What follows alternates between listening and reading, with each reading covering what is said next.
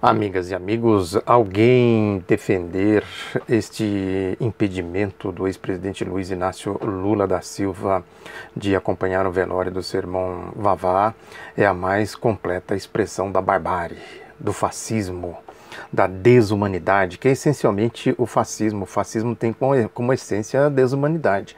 O sujeito, a pessoa, para ser fascista, ela tem que se esvaziar de todo o conteúdo humano, quer dizer, a pessoa deixa de raciocinar como um ser humano e passa a raciocinar como um ser irracional, né? Não tem racionalidade no seu pensamento, não tem esta cognição social, né?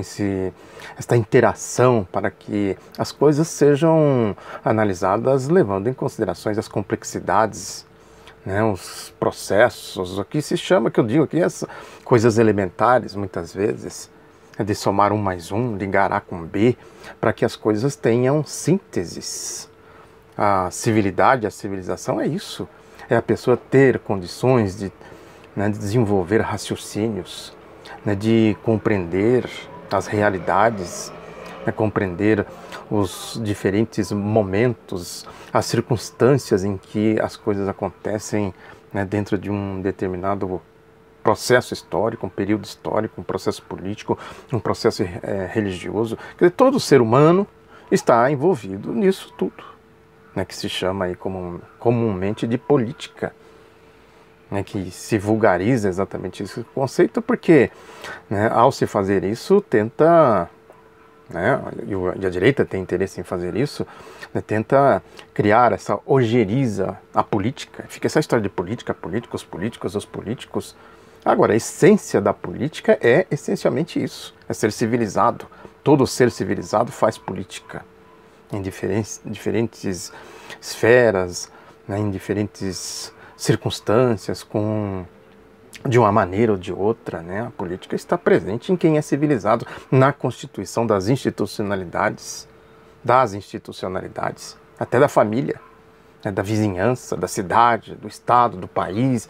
Enfim, acaba-se na comunidade, né, humana, da humanidade, né? Criou-se aí as instituições, né, que regem a política em âmbito mundial, a Organização das Nações Unidas, com seus departamentos, cuidando da saúde, da educação, enfim, né? Isso é a democracia, civilidade, civilização. Isso veio como? Depois dos 2 grandes traumas da humanidade, a Primeira e a Segunda Guerra Mundial, né? Que a ONU surgiu exatamente para pôr um certo ordenamento democrático nessas relações internacionais. É fruto exatamente disso, né, do que foi o resultado dessas 2 grandes tragédias, sobretudo a Segunda Guerra Mundial. Né? Inclusive a questão da justiça, né, do conceito de justiça, e também abrange, inclusive, a questão da medicina, né, dos experimentos que foram feitos pelos nazistas. Tudo isso teve lá jurisprudência, saiu de lá do Tribunal de Nuremberg, estou falando aqui do Tribunal de Nuremberg, né, que daquilo lá saíram, né, várias convenções, né, exatamente para ser civilizado, para se ter uma política, né, no âmbito aí exatamente desse aspecto que eu estou dizendo aqui, da civilidade, da civilização. Não é à toa que eu falo aqui que o regime capitalista é o regime dos genocídios, dos morticínios, né, das guerras. Não é à toa que os patrocinadores desses genocídios, desses morticínios, né, procuram driblar esta ordem democrática internacional. Temos aí o exemplo da invasão do Iraque, né, do que fizeram na Líbia, do que estão fazendo na Síria, do que fazem no Oriente Médio, né, do que fizeram aqui no pós-Segunda Guerra Mundial na América Latina, do que estão fazendo agora com a Venezuela, do que fizeram com Cuba depois da Revolução, com a China, com o Vietnã, né, com a África, etc., na Coreia, a Guerra da Coreia e tal. Porque é isso, o capitalismo, ele deixou de ser civilizado. Aquela história da era das revoluções que eu sempre digo aqui, que começou com a Revolução Francesa, né, depois teve avanços e tal, tudo que a humanidade avançou do ponto de vista da institucionalidade democrática né, se deve exatamente a esse processo da era das revoluções.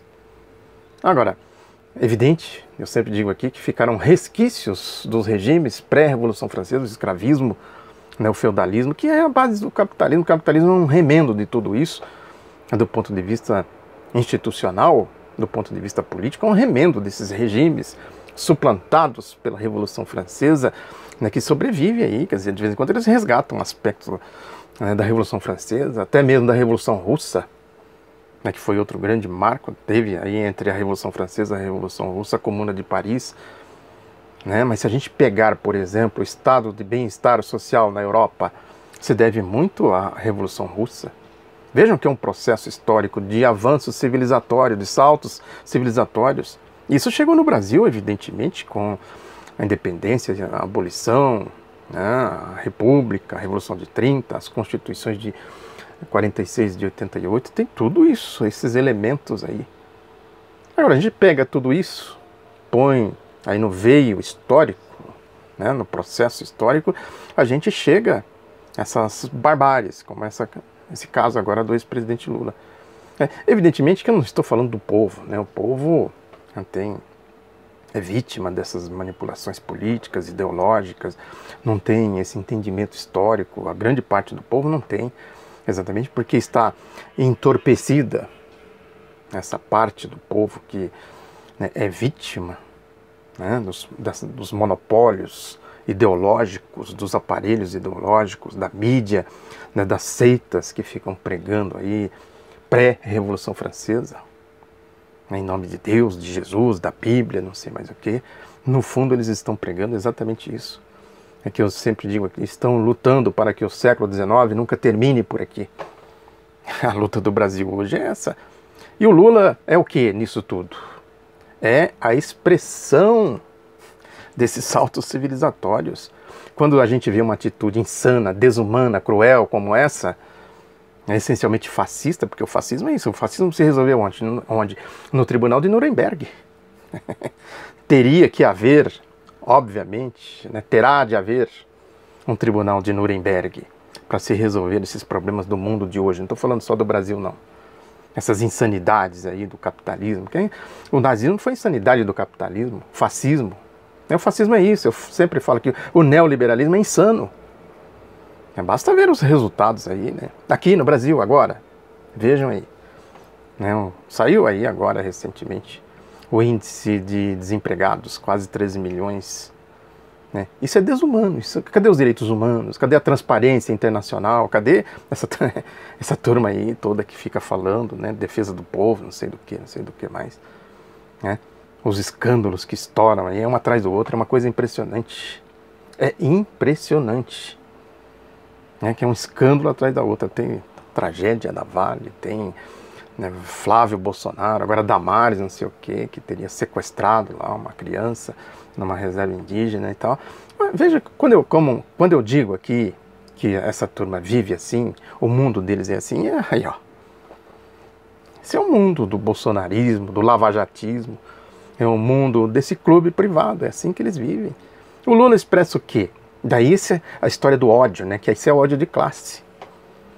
O Lula expressa os saltos civilizatórios, né? A Revolução Francesa, a Revolução Russa, as guerras de libertação no Vietnã, na Coreia, né? A Revolução Cubana, a Revolução Chinesa, né? Os saltos civilizatórios aqui no Brasil. Essas questões que eu tenho falado aqui reiteradamente. Isso é o Lula.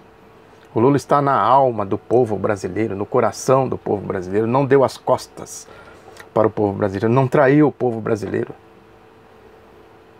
Paga o preço. Se um historiador, quem é historiador aí, sabe disso, né, que for pegar lá as acusações ao Zumbi dos Palmares, a Frei Caneca, por que o Frei Caneca foi fuzilado? Por que o Tiradentes foi enforcado?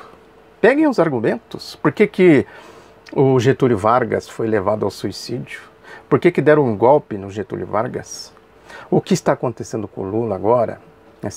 É mais difícil pegar, né, quem aí não trabalha com a pesquisa histórica, né, pegar os argumentos do Zumbi, do Tiradentes, do Frei Caneca e tal. Aliás, tem um artigo interessante do Pedro Pomar, esse aqui, ó.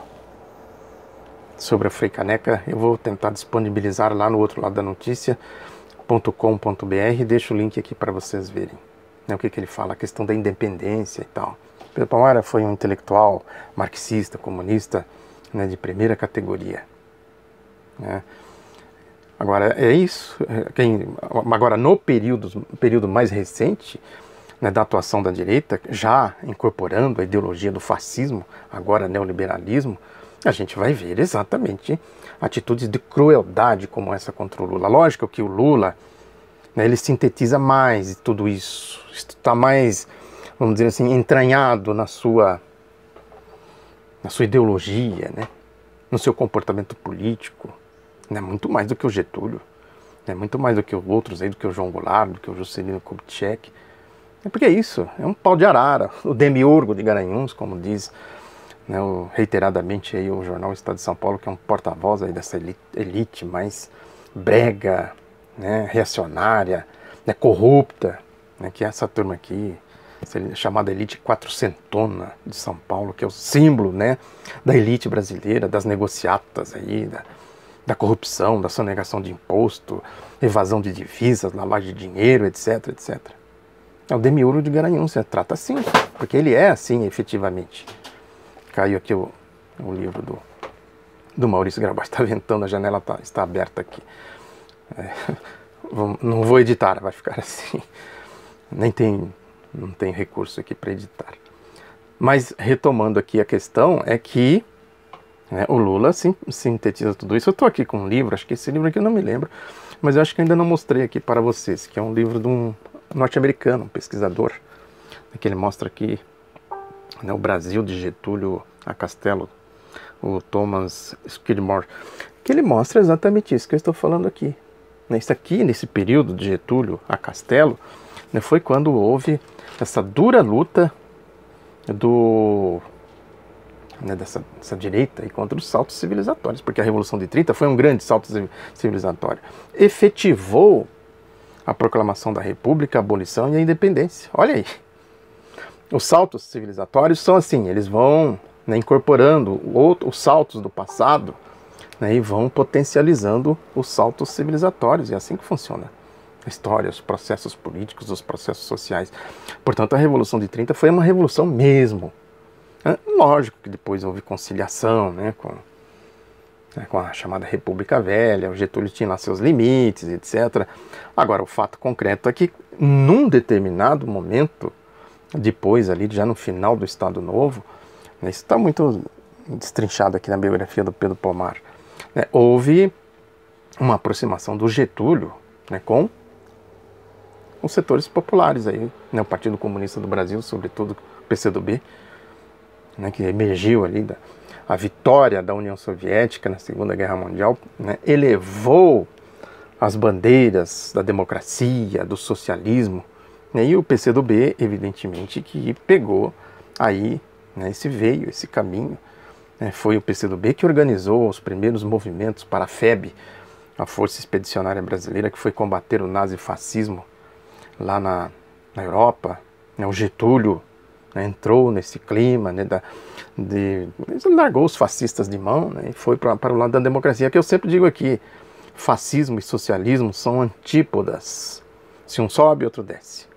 Quando o socialismo subiu, o fascismo desceu, o Getúlio foi se encaminhando, né, para o processo de democratização do país. Né, a biografia do Grabois aqui, que acabou de cair, né, tem aí o processo, por exemplo, da Constituinte de 46, um grande movimento de massas. Quem puxou? O Partido Comunista do Brasil, né, que chegou-se à Constituição de 1946. Né, e o Getúlio estava nisso. Eu já tenho outro livro que eu mostrei aqui recentemente, né, infelizmente não achei aqui para mostrar de novo, mas chama-se Por que Depuseram Getúlio, do mestre Hélio Silva, historiador, e um dos maiores pesquisadores da história do Brasil. Né? E a gente vê a descrição que ele faz ali do processo da deposição do golpe militar contra o Getúlio em 45, a gente vê isso aí, a gente entende por que eles tratam o Lula assim, né? O sentido desse tratamento que eles dão ao ex-presidente Lula. Está aqui nesse livro aqui que eu acabei de mostrar, né, no Brasil de Getúlio a Castelo, está aqui, ó, a luta dessa turma aí, dos golpistas, bolsonaristas, lavajatistas, fascistas. Né? Não tenham dúvidas de que o fascismo está de volta. A bandeira do fascismo está de volta.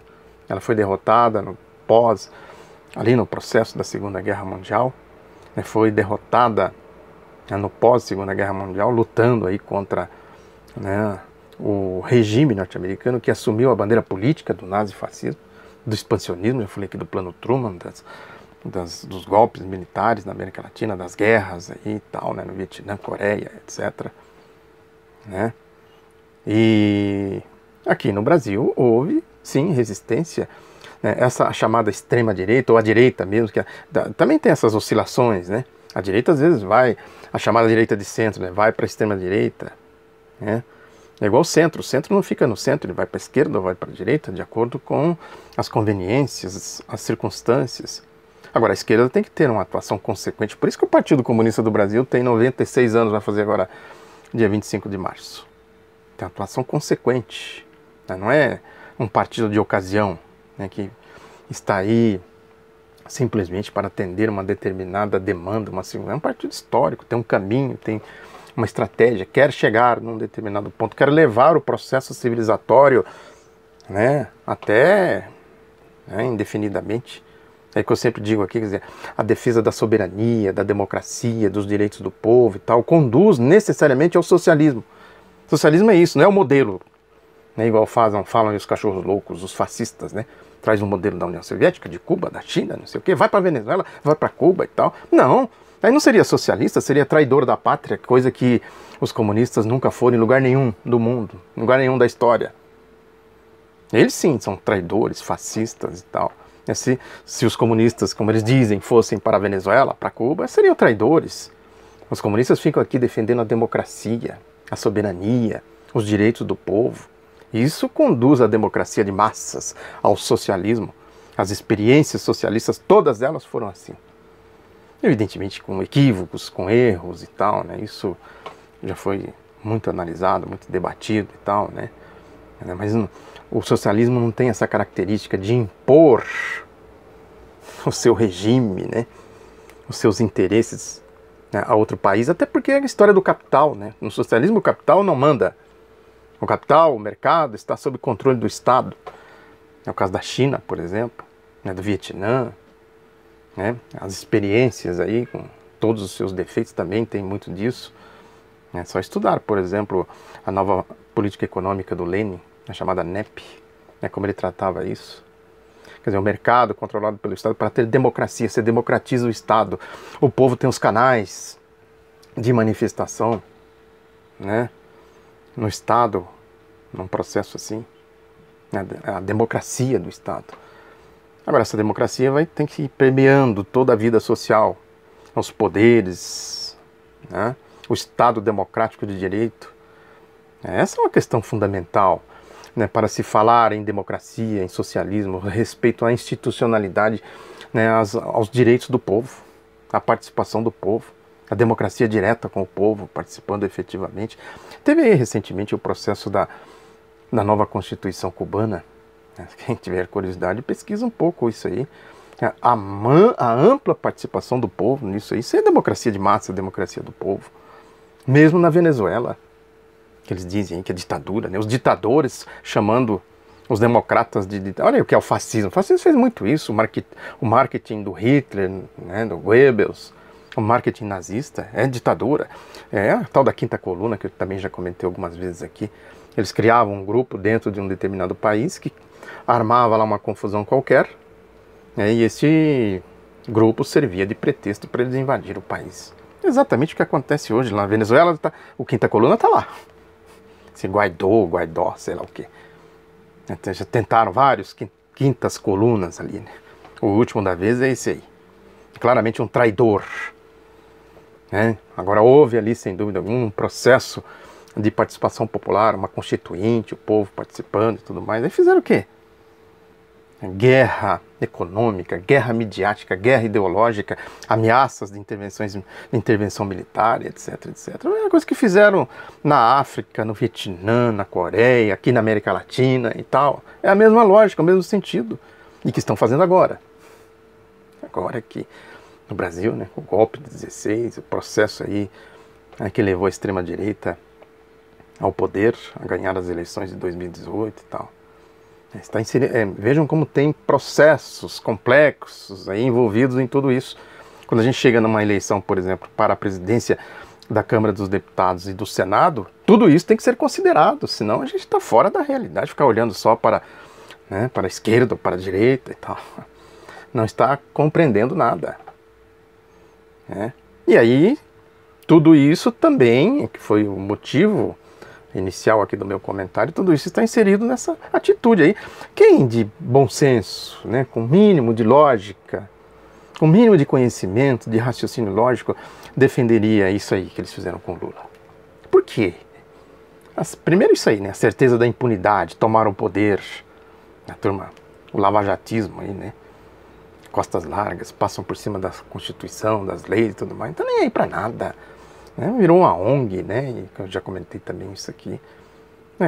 Tem a Constituição aqui, tem a lei de execução penal que diz aqui, assegura o direito do ex-presidente. Não quero nem saber disso. Né? Manda. Não vou falar aqui o que eles mandariam a gente fazer com tudo isso, com Constituição, com lei de execução penal e tal. Manda fazer o que os nazistas mandaram fazer e tal. Né? Agora, nada como preto no branco para a gente entender tudo isso. O que está escrito. Falam por aí, falam, mas quando escrevem, a gente tem condição de pegar no flagrante, como se diz, né? E aí tem um editorial do jornal Estado de São Paulo que é exatamente isso, que diz aqui, privilégios na prisão. Aí diz aqui, é preciso habituar-se à ideia de que o ex-presidente tem de cumprir sua pena como todos os outros presos. A questão, aí ó, olha a questão. Todos os outros presos estão sujeitos à lei de execução penal? Estão sujeitos à Constituição, ao Código de Processo Penal, aos códigos aí e tal, outros códigos e tal. Estão sujeitos ou não estão sujeitos? Senão não é democracia, não é Estado democrático de direito, é Estado de exceção. Olha aqui uma expressão do fascismo. Aí fala aqui que por decisão do plenário, por decisão corroborada pelo plenário do Supremo Tribunal Federal, o senhor Lula da Silva cumpre pena por corrupção passiva e lavagem de dinheiro na carcerária da Polícia Federal em Curitiba. Corroborada pelo plenário. Primeiro que não é verdade, foi a maioria do plenário, a maioria apertada, que corroborou uma decisão completamente fora do Estado Democrático de Direito, completamente fora da Constituição. Começa por aí. Por quê? Porque tem um processo político, pressão política, lava-jato, etc., mídia, cartel, manipulação política e ideológica. Aí vai o Estadão aqui com a sua velha verborragia fascista, né? Aí falando aqui que a análise de risco da Polícia Federal concluiu ainda que levar Lula da Silva até São Bernardo do Campo, é o jeito que eles tratam Lula da Silva, de Miuro, de Garanhuns, é um Tiradentes, Zumbi do Conhece. Esses defensores aí de escravos, é isso aí, né? Atentado contra a vida do ex-presidente, atentados contra agentes públicos, comprometimentos da ordem pública, protestos de simpatizantes e apoiadores do ex-presidente Lula, protestos de grupos de pressão contrários ao ex-presidente Lula. Aqui ele está citando, entre aspas, o que a PF alegou. Na verdade, a PF, né, vamos ser aqui também corretos na análise, né?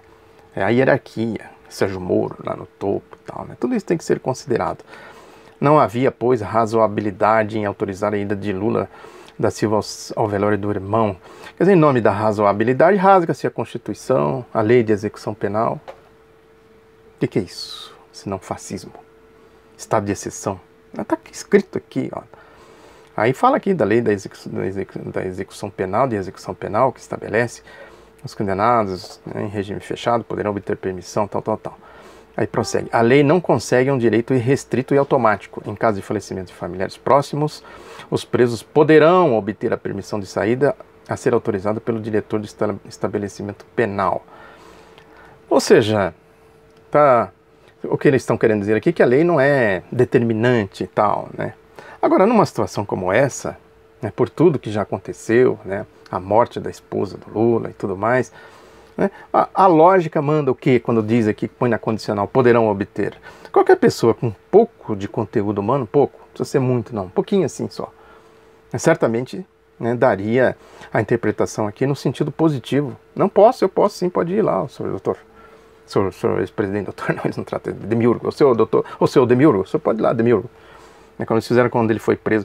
A lógica da prisão do Lula hoje é a mesma lógica de quando ele esteve preso no DOPS. É a mesma, né? A rigor é isso. Tirando as manipulações aí, a afronta à Constituição, aos códigos, etc, etc. Tirando o espectro da Operação Lava Jato, tirando o estado de exceção, tirando o fascismo do neoliberalismo. A prisão é a mesma. No mesmo sentido. Pelos mesmos motivos. Lá eles deixaram o ex-presidente acompanhar o velório da sua mãe, né? Quando ela faleceu, ele estava preso.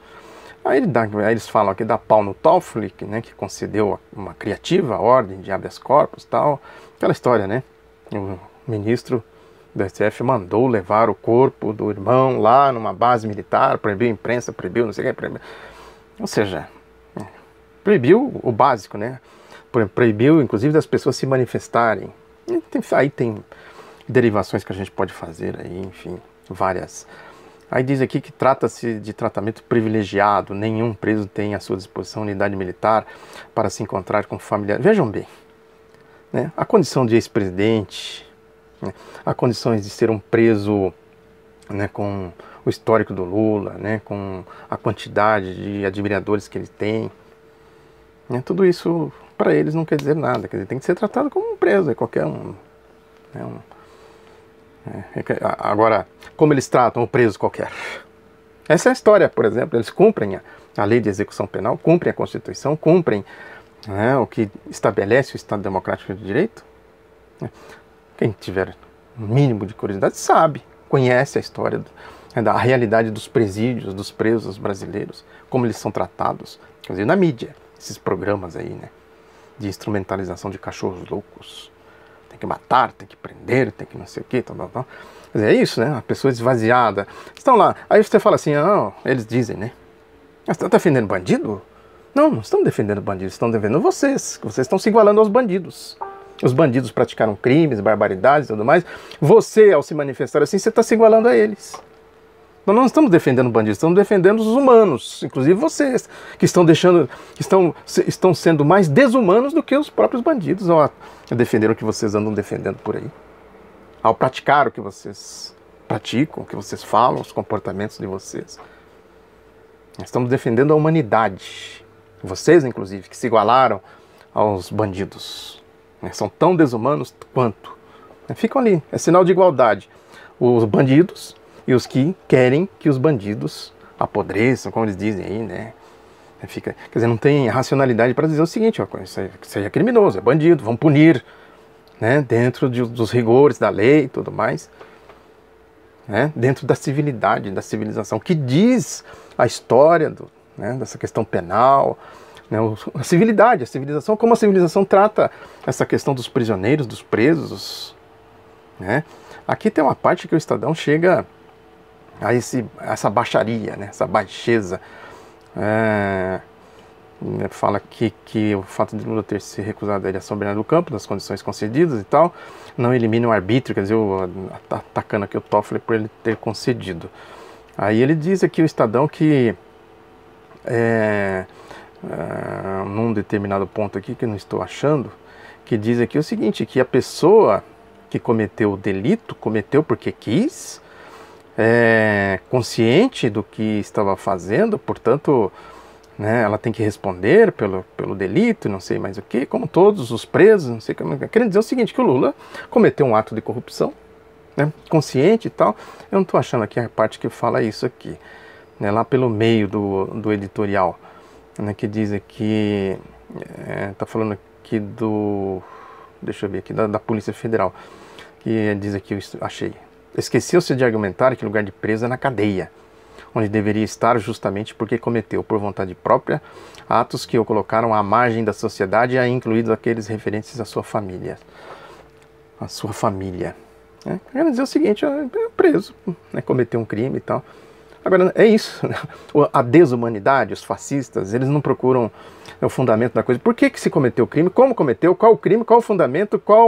Quais são as comprovações de que há um crime e como esse crime deve ser tratado? No caso do Lula, claramente se trata de um crime político, entre aspas, crime entre aspas político.